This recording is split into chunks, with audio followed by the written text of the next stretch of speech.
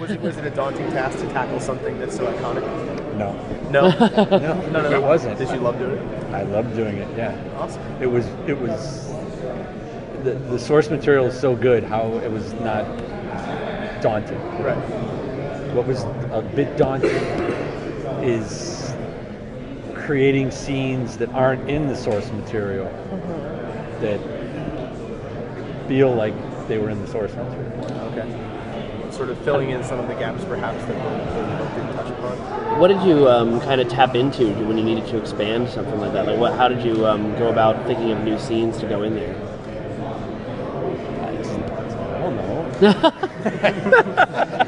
Sorry, I did it. I mean, it's just like try to stay true to the source material. A lot of it takes place in a carnival, which makes things a lot, keep it in that sort of thing. A little bit more detective work with Batman. It's funny because Bruce has said a few times that because he's worked on this thing for in the trenches for like the past year. It's like I look at stuff and I'm watching it again and it's like I don't remember anymore what was in the book and what wasn't in the book. well, that's good. It is good. So when they first approached you, did you say like yes immediately, or did you have to really think about what you could bring to it? No, I said yes. Yeah. It's funny because it's like if they were to ask me the way I felt about it, if they would have said like, well, we want you to adapt something, I would have said Killing Joke. So when they came to me and said like, hey, you want to do Killing Joke? Yeah. You were already prepared. Yeah.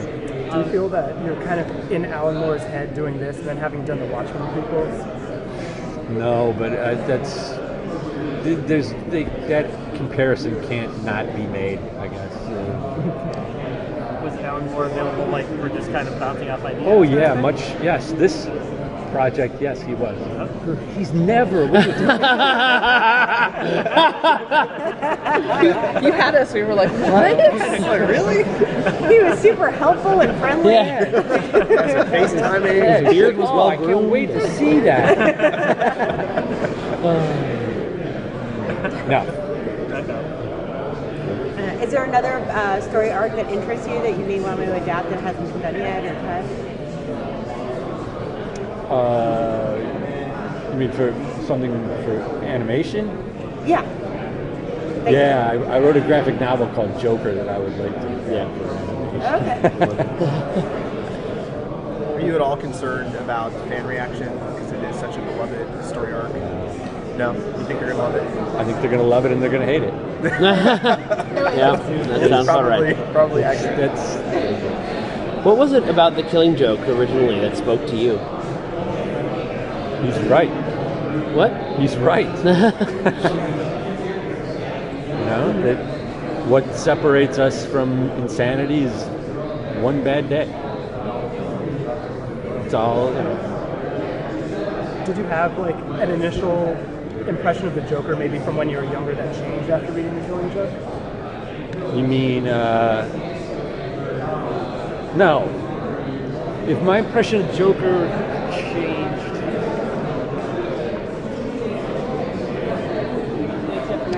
maybe Dark Knight changed it, the original one. That was when I realized that he was really crazy and dangerous. And that might have just been because Frank drew him to look more human, and it took an edge. I mean, it took that goofy edge off and made him like a monster. Do you like writing for the villain character more? Or do you like writing for Batman? Who's not like the good guy, but more of the hero, I guess. It's a lot more fun to write the villain. Oh yeah, totally. Yeah. You talked about having to add scenes in service of the adaptation. Did you have to go the other way and maybe cut things from the source material? No. Okay, so it's all there. Yeah, it's pretty much all there. Is that why it took so long for Tim to get that, like, the whole thing approved and getting, like, the R rating from Warner Brothers, or was there... The R rating was really... They submitted it, and it got the R rating like that. And it came back with, if you wanted theoretically, to go PG-13, you've got to take this, and it was all, as Bruce said, it's like they're all deal breakers. Where do you see it? It looks great. It's fantastic. What was and it the like? acting is just killer. That was just about to ask you, what was it like as a writer to have the best Batman cast ever? It was so. I mean, I've done some animation, a little, not a lot. It was, but watching this and seeing like, wow, those are my words, and like hearing them, not reading them, because it was incredible. It's like, wow, some of this stuff actually has some depth to it. That's great. Do you kind of feel like The Killing Joke is only suited for animation, or could it have ever been a live-action film? It would have been, yeah, God, and that would be probably NC-17. So the animation kind of gave a little bit more freedom to be truer. I think it takes the edge off, because it's not real. But yeah, I mean, think about that. Think of that. That's Heath Ledger, and think of that real. Speaking of Heath Ledger, a lot of actors have had to put themselves into really kind of weird and dark places in order to play the Joker. Do you feel like you have to do that in order to write the character? No. It becomes natural. That's a good thing. So what's your daily writing schedule like? Do you set out time aside for just comics? Anymore? Oh yeah, anymore. Yeah, no. Or do you just have certain days for animation, for comic books, for other projects? Comic books I juggle constantly. So I'm working on 3-4 scripts at once. When I did the animation, I just sat down and did it all week long. Just concentrated, just sit down and write the hell out of it. So with all the constant juggling, what's your favorite drink at the end of the day? Beer. I wanted to ask, are you going to do a special beer for The Killing Joke? I don't think that Warner Brothers would let that happen. I mean, right now I'm doing Alpha King, which is a beer-based comic book for Three Floyds, which is with Simon Bisley. That's fun. It's fun going down to the brewery and working with Nick Floyd, who's the owner of the brewery. And we sit in the tap room and write and drink. It's a good time.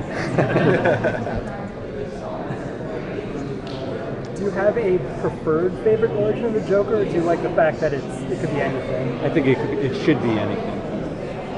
So there's no one definitive thing in your mind. You're just no. And he says it himself in Killing Joke. It's like that's the way I remember it. I think today.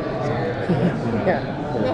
How do you feel about some of the stuff that's been going on with Joker's origin lately, where it's there's multiple Jokers, or he's an immortal, or something like that? It's not for me. It's not. It takes. I mean, when you do that to a character like that, to me, it takes away the power of the character. He's immortal. It's like, oh, Jesus. Another one? Yeah. I think the mystery of the Joker is kind of what makes him so terrifying. I think it's really important. When I did the graphic novel, right, that came on the heels of doing Luthor, Lex Luthor with Lee Moreno. Right. And that was all from Luthor's, it was first person. He narrated that story.